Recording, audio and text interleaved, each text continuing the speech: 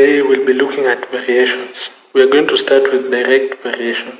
So you need to understand that direct variation is represented by y is directly proportional to x. Alpha represents the variation. So y is directly proportional to x. And you can introduce a constant of proportionality, which is k here, by adding an equal sign. So we can have y is equals to kx, where k is a constant of proportionality. K is a constant of proportionality.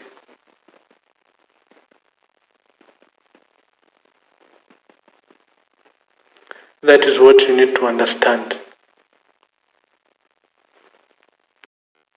So with k here, this means that an increase in x leads to a corresponding increase in y. So when y increases, x increases.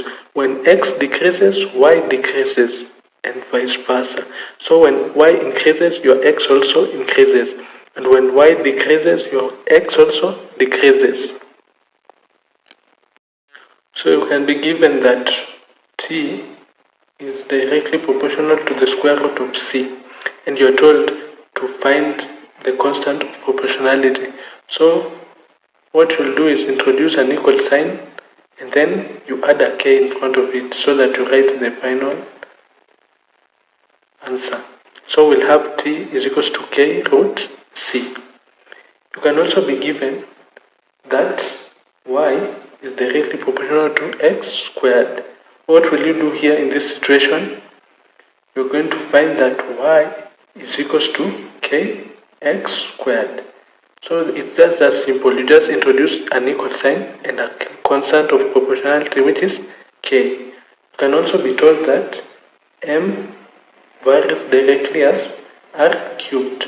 What will you do in this situation? You'll just say that m is equals to k r cubed. That's simple.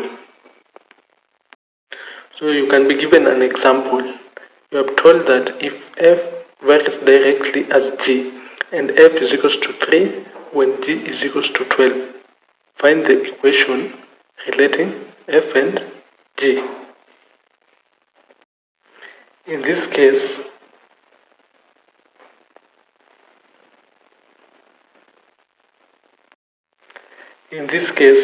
we are going to work out for the value of k.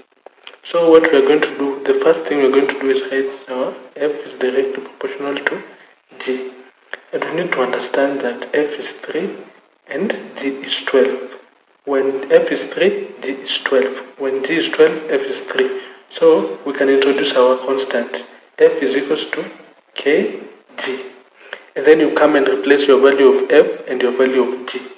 We have our f here as 3 is equals to k, our g is 12. So once you multiply this side, you'll find that 3 is equals to 12k. What do we do to remain with k? We're going to divide both sides by 12 and this side by 12.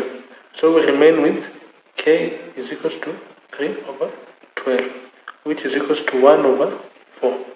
So our final answer will be that f is equals to 1 over 4